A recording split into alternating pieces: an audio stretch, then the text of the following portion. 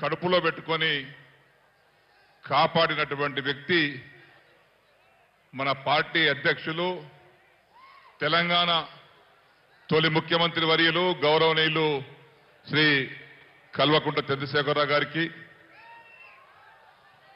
వేదిక మీద ఆశీనులైనటువంటి Medak BRS party parliament అభ్యర్థి శ్రీ వెంకటరామరెడ్డి గారికి, జహీరాబాద్ పార్లమెంట్ బీఆర్ఎస్ అభ్యర్థి శ్రీ భీమసేనుడు మా గాలి అనుకుమార్ గారికి,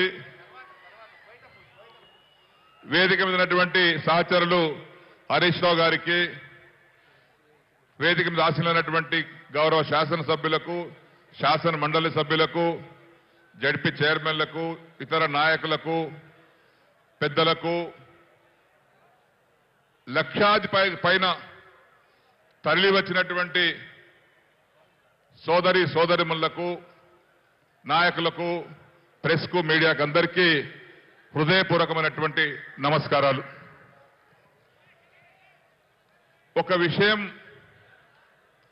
మనం ఆలోచన చేసుకోవాలి. అసెంబ్లీకి ఎన్నికలు జరిగి 140 రోజులైంది ప్రభుత్వం ఏర్పడి. ఈ 140 రోజులలో కాంగ్రెస్ ప్రభుత్వం ఎంతమందికి మోసం చేసిందో అది మేము నాయకులు చెప్పాల్సిన అవసరం లేదు. సామాన్య ప్రజానికం దగ్గరికి వెళ్ళిపోయింది. కాంగ్రెస్ పార్టీ అబద్దాలు చెప్పి మోసం చేసి ఎన్నికల ఓట్లు వేసుకొని ఈరోజు పరిపాలిస్తుంది. ఇట్లాంటి పార్టీకి అవకాశం వచ్చినప్పుడు తగిన గుణపాఠం చెప్పాలని తెలంగాణ ప్రజలు మొత్తం యావత్తు ఎదురు చూస్తున్నారు. ఇది నిజం.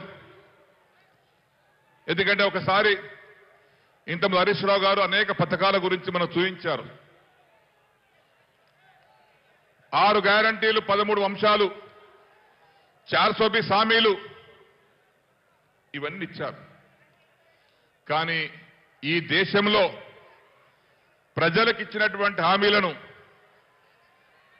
నిలబెట్టుకున్నటువంటి ఒకే ఒక ముఖ్యమంత్రి, ఒకే ఒక నాయకుడు కల్వకుంట్ల చంద్రశేఖరరావు గారు.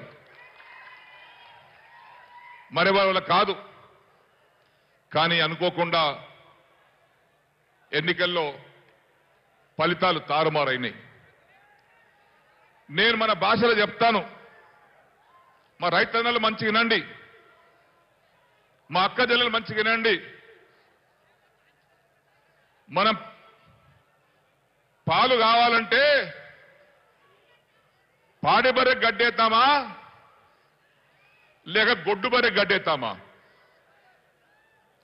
పాడి బర్రెకే గడ్డేసి పాలు విండుకుందామనే వాళ్ళ చేతులు ఇవ్వండి.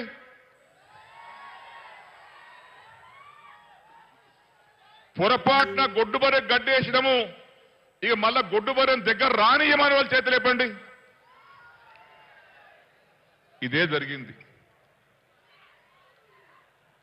గొడ్డు బర్రె నా మాదిరిగా దొడ్డుగుంటది. నమ్మిని ప్రజల బాగా దొడ్డుగుంది కదా, రాత్రి పచ్చిగడ్డేసి దాన పెట్టి కుడిది వేస్తే ఇంకా 5 లీటర్ పాలు ఎక్కిద్దనుకుని నమ్మిండ్రు. పొద్దుగా లేచిపోయి పాలు విడుతంగా పోతే వెనక పోతే తంతుంది, ముంగట పోతే ఒడుస్తుంది. ఇది జరిగింది తెలంగాణలో.